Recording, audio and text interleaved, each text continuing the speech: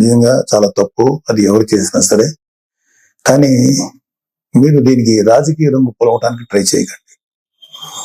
మీరు first point, YCP నేత జగన్మోహన్ రెడ్డి గారికి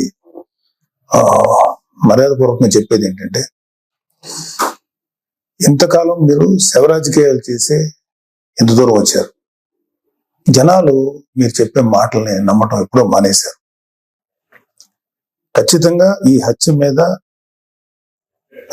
హత్యకి సంబంధించి మేము కూడా ఖండిస్తున్నాం. ఖచ్చితంగా ఎలాంటి వ్యక్తులైనా సరే, ఈ వెనకాల ఉన్న వాళ్ళు ఎవరినైనా సరే పట్టుకొని కోర్టుకు తీసుకెళ్లి శిక్షించాలని మేము కోరుకుంటున్నాం. అయితే ఇంకొక విషయం ఏంటంటే, గంజాయి ఇన్ఫ్లుయెన్స్ తో కూడా ఉండుంటది ఎవడైతే చంపాడు అని కూడా బయట ఉంది. సో ఇలాంటివన్నీ రకరకాల వెర్షన్స్ వస్తున్నాయి.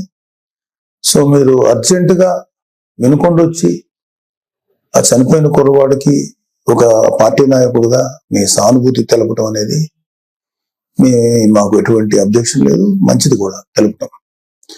కాకపోతే మీరు దాన్ని రాజకీయ రంగు పొలిమి ఇంకా గట్టిగా నెల 10 రోజులు కూడా కాకుండానే, ప్రభుత్వం ఏర్పాటు అవ్వకుండానే మీరు రకరకాల విమర్శలు చేసి అక్కడికి వెళ్ళి జగనన్న పథకాలు, జగన్ మామ, ఇంకా ఎంతకాలం మీరు ఇలాంటి మాటలు మాట్లాడతారు?